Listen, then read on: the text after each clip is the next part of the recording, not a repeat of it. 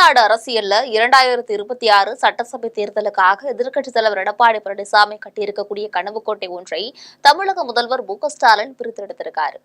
கிட்டத்தட்ட பாஜக அதிமுகவின் தேசிய ஜனநாயக கூட்டணியை ஸ்டாலின் உடைத்திருக்கிறார். அதிமுக பாஜக கூட்டணியை உடைத்தாலும் மக்கள் கூட்டணியை உடைக்கவும் முடியாது. தமிழ்நாட்டு மக்கள் தான் எந்த கூட்டணியை அரியணையில் அமர்த்த வேண்டுமென இறுதி முடிவு எடுக்கக்கூடிய எஜமானவர்கள் ஆவார்கள். கடந்த சில நாட்கள்ல தமிழக அரசியல்ல அடுத்தடுத்து நடந்த சம்பவங்கள் அதிமுகவை அதிர்ச்சியில் ஆழ்த்தியிருக்கு. தமிழ்நாடு சட்டசபை தேர்தலுக்கு இன்னும் 8 மாதங்கள் இல்லாத நிலையில அடுத்தடுத்து அதிமுகவை உடைக்கக்கூடிய வகையில பல சம்பவங்கள் நடந்திருக்கு. அதிமுகவின் மிக முக்கியமான இஸ்லாமிய முகங்களில் ஒருவராக அறியப்படக்கூடியவர் தான் அன்வர் ராஜா. இவர் திமுகவில் இப்போது இணைந்திருக்காரு. அதிமுக அமைப்பு செயலாளராக இருந்து வந்த முன்னாள் எம்பி அன்வர் ராஜாவின் இந்த முடிவு அதிமுகவை கடும் அதிர்ச்சியில ஆழ்த்தியிருக்கு. தென் மாவட்டங்கள்ல அதிமுகவின் இஸ்லாமிய முகங்களில் முக்கியமானவராக இருந்தவர் தான் அன்வர் ராஜா. இஸ்லாமியர்களிடையே அரசியல் கடந்தும் கூட பெரிய மதிப்பையும் பெற்றிருந்தார். அதிமுக பாஜகவுடன் கூட்டணி வைப்பதை நேரடியாகவும் மறைமுகமாகவும் இவர் கடுமையாக எதிர்த்து வந்தார். 2021ஆம் ஆண்டு சட்டமன்ற தேர்தலுக்கு முன்பு அதிமுக பாஜக கூட்டணிக்கு எதிர்ப்பு தெரிவித்ததால தேர்தலில் போட்டியிட வாய்ப்பு மறுக்கப்பட்டது. அன்வர் ராஜா அதிமுகவில் ஒற்றை தலைமை வேண்டும் என்றும் சசிகலாவுக்கு ஆதரவு வேண்டும் என்றும் சமீபத்தில் தெரிவிச்சிருந்தார். எடப்பாடி விமர்சனம் செய்யக்கூடிய விதமாக சசிகலாவிற்கு ஆதரவாக பேசியிருந்தார். எடப்பாடி பழனிசாமி மீது விமர்சனம் வைத்ததை அடுத்து 2021ஆம் ஆண்டு அதிமுகவிலிருந்து நீக்கப்பட்டார். 2023ல மீண்டும் அதிமுகவில் இணைந்தவர் இப்போது மீண்டும் அதிமுகவின் பாஜக கூட்டணியை எதிர்த்து திமுகவிலும் இணைஞ்சிருக்காரு. ஏற்கனவே பாஜக கூட்டணி காரணமாக அதிமுக மீது இஸ்லாமியர்கள் பலர் அதிருப்தியில இருந்திருக்காங்க. இந்த நிலையில தான் திமுக பக்கம் ஐக்கியமாகியிருக்காரு அன்வர் ராஜா. இதனால் இருக்கக்கூடிய இஸ்லாமியர்கள் ஆதரவையும் எடப்பாடி இழக்கக்கூடிய சூழல் ஏற்பட்டிருக்கு. ஏற்கனவே டிடிவி தினகரன், ஓ பன்னீர்செல்வம், சசிகலாவுடன் எடப்பாடி பழனிசாமி இருக்கக்கூடிய மோதல் காரணமாக முக்குளத்தோர் வாக்குகள் எடப்பாடிக்கு கிடைப்பதே கிடையாது.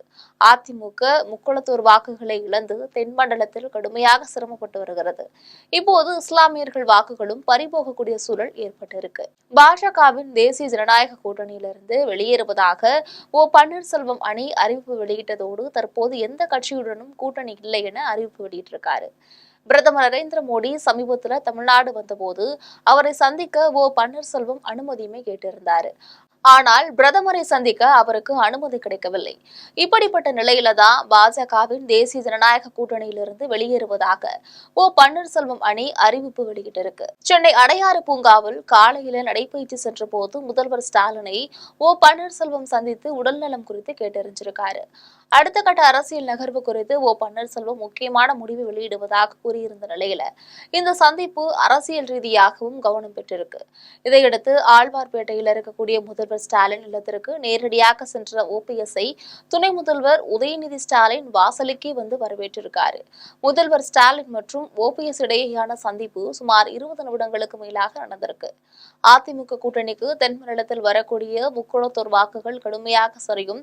அதே போல டெல்டா மாவட்டங்களிலும் முக்குளத்தோர் கடுமையாக அதிர்ச்சி அடையும் வாய்ப்புகளுமே இருக்கு. சென்னை தலைமை செயலகத்திற்கு நேற்று காலை செல்வதற்கு முன்பு முதல்வர் மு.க.ஸ்டாலின் தன்னுடைய இல்லத்திற்கு வருகை தந்த தேமுதிக பொருளாளர் பிரேமலதா விஜயகாந்தை சந்தித்து பேசியிருக்காரு. இந்த சந்திப்புல பிரேமலதா விஜயகாந்த் முதல்வரோட உடல்நலம் குறித்து விசாரிச்சிருக்காங்க. மேலும் சமீபத்துல மறைந்த திமுகவின் மூத்த தலைவர் மு.க. முத்துவின் மறைவுக்கும் முதல்வர் ஸ்டாலினிடம் பிரேமலதா விஜயகாந்த் தன்னுடைய ஆழ்ந்த அனுதாபங்களை தெரிவித்து ஆறுதலுமே கூறியிருந்தாங்க. வரவிருக்கக்கூடிய சட்டமன்ற தேர்தல் குறித்த கூட்டணி அமைப்பது குறித்து தேமுதிக இதுவரை எந்தவிதமான அறிவிப்பையும் வெளியிடவில்லை. கடந்த தேர்தல்களில் பாரதிய ஜனதா கட்சி மற்றும் அனைத்து இந்திய அண்ணா திராவிட முன்னேற்ற கழகத்துடன் இணைந்து தேமுதிக போட்டியிட்டது குறிப்பிடத்தக்கது. வரக்கூடிய ஜனவரி மாதம் நடைபெறும் கட்சி மாநாட்டில் கூட்டணி குறித்தான முக்கிய அறிவிப்பு வெளியிடப்படும் என பிரேமலதா விஜயகாந்த் தெரிவித்திருந்தாங்க. இவரும் அதிமுக பக்கம் செல்லாமல் திமுக பக்கம் வந்திருப்பது அதிமுகவிற்கு பெரிய சவுக்கடியாக மாறியிருக்கு. விஜயகாந்த் முகம் மற்றும் சாதி பின்புலம் பார்த்து வாக்களித்த 2 முதல் 4% வாக்குகள் இதனால அதிமுகவிற்கு கிடைக்காமல் போகக்கூடிய வாய்ப்புகள் அதிகம் இருக்கு.